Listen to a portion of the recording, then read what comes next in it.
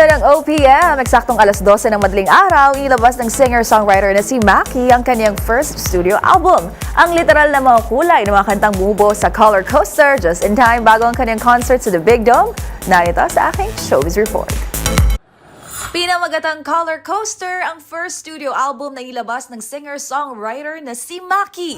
Kung malabo man, pwede bang tanggalin ko na lang ang salamin para kunwari sa akin ka nakatingin. Naglalaman ito ng 10 tracks, kabilang na mga nauna niyang nirelease na Dilaw, Bughao, Namumula at Kahel na Langit. Habang ilan pa sa mga bumubuo rito ang Turning Green, Indigo With You at Itim na Ulap. Kwento ng singer, 2 years in the making ang Color Coaster album. Bagamat most challenging ay most fulfilling din daw ang proyektong ito.